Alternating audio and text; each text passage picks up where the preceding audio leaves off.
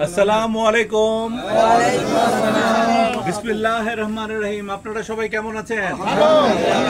হাত তুলে দেখান একটু কেমন আছেন। আলহামদুলিল্লাহ। সবাই ওখানে মা বোনরাও আছেন, অন্ধকারে দেখা যায় না, তবু ওনারা আছেন। এটাতে আমি অনেক গর্বিত যে ওনারাও আমাদের আজকের এই মিলাদ দোয়া এবং মিলাদ মাহফিলে অংশগ্রহণ করতেছেন। হুজুর যখন কথাগুলো বলবেন, কিছু কিছু কথা ওনারা শুনবেন, কারণ অনেক কথাই ওনাদের শোনার সুযোগ হয় না, যেটা আমরা শুনি। কিন্তু ওনাদেরকেও যদি একই রকমভাবে জিনিসগুলো শোনানো যায় তাহলে আমার মনে হয় ভালো হয়। তা আপনারা জানেন আমি ডক্টর আনিসুল আওয়াল, এই যে আপনাদের পাশেই এনায়েতনগর সরকার বাড়ির ছেলে। আমি এবার আসন্ন জাতীয় নির্বাচন, যেটা আমরা আশা করছি যে ফেব্রুয়ারি মাসের 2026 সালের ফেব্রুয়ারির প্রথমার্ধেই হয় 5 তারিখ বা 12 তারিখ, রোজার আগেই এই নির্বাচন হয়ে যাবে। তো আমি এই আসন্ন জাতীয় নির্বাচনে বিএনপির পক্ষ থেকে একজন পদপ্রার্থী। আপনারা যদি আমাকে মনে করেন তাহলে আপনারা আমার ব্যাপারে আলোচনা করবেন, বলবেন, তাহলে ধীরে ধীরে এগুলো ছড়াবে। কারণ এখন এটা কিন্তু এই ধীরে ধীরে ওয়ার্ড থেকে ইউনিয়ন থেকে উপজেলা থেকে দক্ষিণ উপজেলা, তারপর এটা কেন্দ্রে, সেই যেতে যেতে হেড অফিসে যেতে যেতে বহু দূর। সুতরাং আপনাদের প্রশংসা যদি অন্যেরা শোনে আমার ব্যাপারে, তাহলে এটাই ধীরে ধীরে উপরের দিকে উঠবে, সেটা আমার জন্য অনেক বড় পাওনা হবে। আর আপনাদেরকে আমি ওয়াদা করতে পারি, এখানে আমার এই যে ম্যানিফেস্টো, এই যে আমি দেখাই, এটা কিন্তু আমি যদি নির্বাচিত হই তাহলে এখানে একটু এটা দেখাতে পারো। আমি যদি নির্বাচিত হই তাহলে আমি কি কি আমি কি করব সেটা এখানে লিখেছি। আপনারা কি কাগজটা পাইছেন? আচ্ছা, আলহামদুলিল্লাহ। তাহলে আমি এই মতলব উত্তর এবং মতলব দক্ষিণের উন্নয়নের জন্য কি কি করব তা আমার এই গত 14 মাসে ঘুরে ঘুরে ঘুরে ঘুরে মানুষের সাথে মিলেমিশে কথা বলে যেটা আমার মনে হয়েছে, আমি তার উপর ধারণা করে ভিত্তি করে কিছু লিখেছি। আর এছাড়াও আমি তো সেই করোনারও আগে থেকে রেগুলার আমি আসতাম, করোনার সময় বহুবার আসছি। এছাড়া বহুত ফ্রি হেলথ ক্যাম্প করছি, হেলথ ক্যাম্প আপনারা হয়তো শুনছেন, স্বাস্থ্য ক্যাম্পগুলো করছি, কম্বল বিতরণ করছি, এরকম শীত বস্ত্র অন্যান্য বস্ত্র বিতরণ করছি, সেই সমস্ত অনেক কাজ আমি করছি। তো এখন সরাসরি রাজনীতিতে নামছি, আপনাদের দোয়া আশীর্বাদ আমি চাই। আমি যদি মনোনীত, বিএনপি যেন আমাকে মনোনয়ন প্রদান করে, সেই জন্য আপনারা দোয়া করবেন। আলহামদুলিল্লাহ। আপনাদের দোয়া আশীর্বাদ নিয়ে আমি পথ চলতে চাই। এখানে অনেক মা বোনরা আছেন, আপনারা আমাকে দেখতে পাচ্ছেন তো? আপনারা আমাকে দেখতে পাচ্ছেন তো? আচ্ছা, আলহামদুলিল্লাহ, আমার জন্য দোয়া করবেন ইনশাআল্লাহ। আমি ব্যক্তিগতভাবে আমি বলতে পারি যে আমি সরকারি চাকরি করেছি। আমি সচিব ছিলাম শ্রম কর্মসংস্থান মন্ত্রণালয়ের, এবং আমার আল্লাহ তাআলা আমাকে অনেক সুযোগ করে দিয়েছেন লেখাপড়া করার। তা আমি শুধু একজন চিকিৎসকই না, আমি একজন ভালো প্রশাসক, ভালো ম্যানেজমেন্ট করতে পারি। আমি ইভ্যালুয়েশন করতে পারি, মূল্যায়ন বা পুনরীক্ষণ, এই সমস্ত বিষয়ে এক্সপার্ট ছিলাম। এছাড়া আমি যোগাযোগ ইনফরমেশন কমিউনিকেশন সিস্টেমের উপর আমি একটা জাতীয় কনসালটেন্ট ছিলাম, জাতীয় পরামর্শক হিসেবে কাজ করেছি দীর্ঘদিন।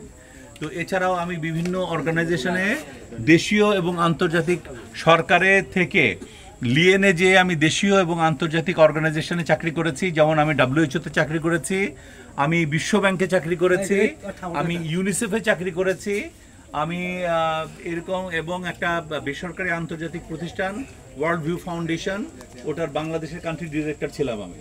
তো এই দীর্ঘ ধরনের বহুমুখী অভিজ্ঞতা আমার রয়েছে, সরকার পরিচালনা থেকে শুরু করে, এনজিও পরিচালনা থেকে শুরু করে, আন্তর্জাতিক বিভিন্ন ইউনাইটেড নেশনসের অর্গানাইজেশনসের বিভিন্ন অঙ্গ প্রতিষ্ঠানের সাথে চাকরি করার সুবাদে এবং সারা বাংলাদেশ চষে বেড়াবার সুযোগে আমি বাংলাদেশটাকে দেখেছি, মানুষগুলোকে চিনেছি, একটু বুঝতে শিখেছি।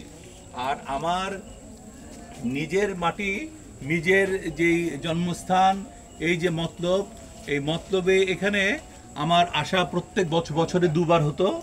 আসতে পারতাম না, আপনারা বুঝতে পারেন, সরকারি চাকরি করলে আমার আসা সম্ভব না, কোনো রকমই এসে, এবং থাকা তো সম্ভবই না। তো আসতেই আমার তখন একদিন চলে যেত প্রায়, কোনো রকমে একটু খেয়ে আবার সন্ধ্যায় লঞ্চ উঠে আমরা ওই পারে চলে যেতাম। লঞ্চ দিয়ে ওই পারে যেয়ে আবার ওখান থেকে গাড়ি দিয়ে আমরা ঢাকা যেতাম, যেতে যেতে রাত 11টা 12টা বেজে যেত। তো এইটার এই কমিউনিকেশন সিস্টেম আল্লাহর রহমতে এখানকার সবার অনেক পরিশ্রমের ফসল চাওয়া হিসেবে এখানে যোগাযোগ ব্যবস্থা উন্নত হয়েছে। বাট এই রাস্তাটা এরকম এটা কিন্তু আমি ভাবতে পারিনি। আমি যখন রওনা দেবো গাড়ি নিয়ে আমাকে বললো যে না ওখানে গাড়ি যাবে না। আমি যে কেন গাড়ি যাবে না, আমি তো শুনলাম যে অনেক চড়া রাস্তা। বলে চড়া রাস্তা ঠিকই, কিন্তু বৃষ্টি টিষ্টি হয়ে কাদা টাদা হয়ে এখন এমন হচ্ছে যে গাড়ি আটকে যাবে। তা আমি ভাবলাম এখানে যদি গাড়ি আটকে যায় রাত্রেবেলা তাহলে তো একটা অসুবিধা। সেই জন্য ওই একটা অটো দিয়ে আমরা আসছি।